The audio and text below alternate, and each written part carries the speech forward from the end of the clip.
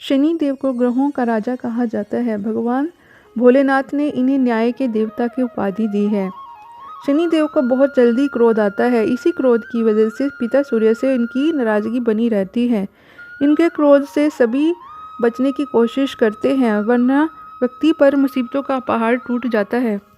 इसलिए इन्हें प्रसन्न करने के लिए शनिवार व्रत रखा जाता है। व्यक्ति शनि दोष से बचने और उन्हें शांत रखने के लिए अनेक उपाय करता है। शनि की कृपा से व्यक्ति को सुख और वैभव की प्राप्ति होती है।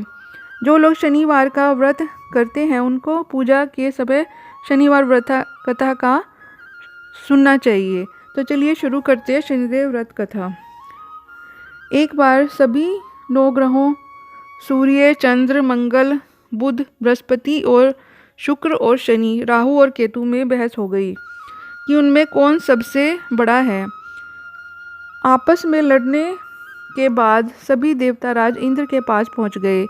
इंद्र असमंजस की स्थिति में निर्णय नहीं ले पाए, परंतु उन्होंने सभी ग्रहों को सुझाव दिया कि पृथ्वी पर राजा विक्रमादित्य ही इसका फैसला कर सकते हैं, क्योंकि ये बहुत ही न्यायप्रिय राजा हैं। सभी पृथ्वी पर राजा विक्रमादित्य के पास गए और अपने आने का कारण बताया। राजा उनकी समस्या को सुनकर बहुत परेशान हो गया। उनका चिंतित होना स्वाभाविक था, क्योंकि जिसको भी किसी से छोटा बताया तो वही गुस्सा कर जाएगा। राजा के काफ़ी सोच विचार करने के बाद उन्होंने एक उपाय सूझा।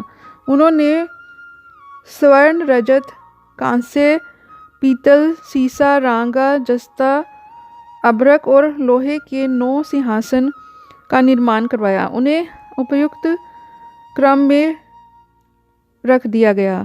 सबसे निवेदन किया गया कि क्रमानुसार सिंहासन पर आसन पर, और कहा गया कि जो सबसे अंतिम में सिंहासन पर आसन ग्रहण करेगा वही सबसे छोटा माना जाएगा, जिसकी वजह से शनिदेव को सबसे बाद में आसन प्राप्त मिला और उस सबसे छोटा कहलाएगा।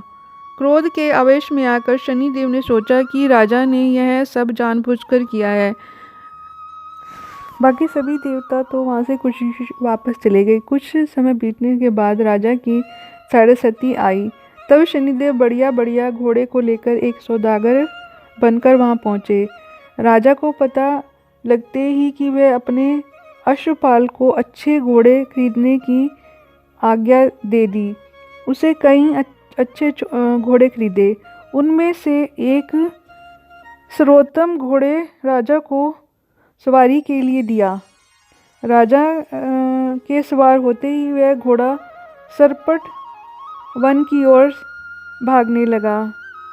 भीषण वन में पहुंचते वह वहां से गायब हो गया। इसके बाद राजा घनघोर जंगल में बिल्कुल अकेला भूखा प्यासा भटकता रहा। तब एक ग्वाले ने उन्हें पानी पिलाया। राजा प्रसन्न हुआ और उसे अपनी अंगूठी दे दी। उसके बाद राजा नगर की ओर चल पड़ा। वहाँ उसने अपना नाम उज्जैन निवासी बीका बताया। उस नगर में एक सेठ की दुकान पर उसने कुछ देर आराम किया। भाग्यवश उस दिन सेठ की खूब बिक्री हुई, तो सेठ खुश होकर सेठ बीका को खुशी खुशी अपने घर ले गया। उसने वहाँ पर उसने खाना खिलाया। उसने एक कुटी पर एक हार लटका देखा, जिसे कुटी निगल गई। थोड़ी देर बाद वह हार गायब हो गया। सेठ को लगा कि बीका ने उस हार को चुराया। उसने बीका को कोतवाल से पकड़ा दिया। फिर वहाँ के राजा ने भी सोचा कि उसे चोर समझा।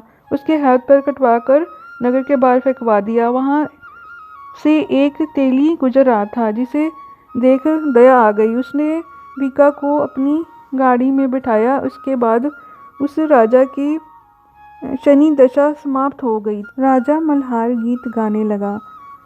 राजा के राग सुनकर उस नगर की राजकुमारी मनभावनी को उसका गाना इतना पसंद आया कि उसने प्रण ले लिया कि वह उसी से राग वाले व्यक्ति से ही विवाह करेगी। राजकुमारी ने अपनी दासी को राग वाले व्यक्ति को ढूंढने को भेजा।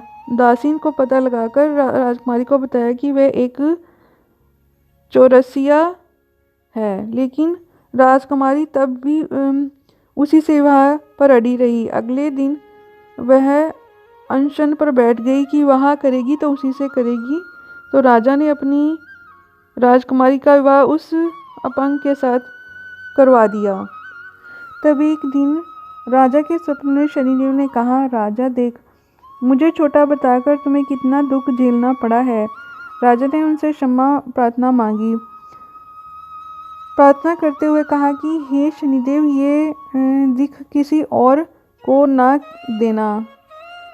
शनिदेव मान गए और कहा कि जो मेरी कथा और व्रत करेगा उसे मेरी दशा से कोई दुख नहीं झेलना पड़ेगा। जो व्यक्ति रोज चींटियों को आटा डालेगा उसे कोई कष्ट नहीं भोगना पड़ेगा।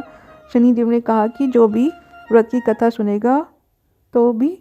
जब सेठ को पता चला कि वह वीका तो महाराजा विक्रमादित्य है, तो उसने वहां आकर क्षमा मांगी। तो राजा ने कहा कि नहीं, ऐसे इसमें किसी का कोई दोष नहीं है, वह तो शनिदेव का क्रोध था। सेठ ने फिर भी राजा को अपने घर आने का कहा और तरह तरह के व्यंजन बनाकर उनकी खूब सेवा की। इस प्रकार जो भी शनिदेव की कथा पढ़ता, सुनता है, व्रत रखता है, उसके सभी कष्ट दूर करते हैं। शनिदेव उन पर कृपा करते हैं, उनमें धन धान्य की वृद्धि होती है। प्लीज़ चैनल को लाइक, शेयर, सब्सक्राइब कीजिए। Thank you.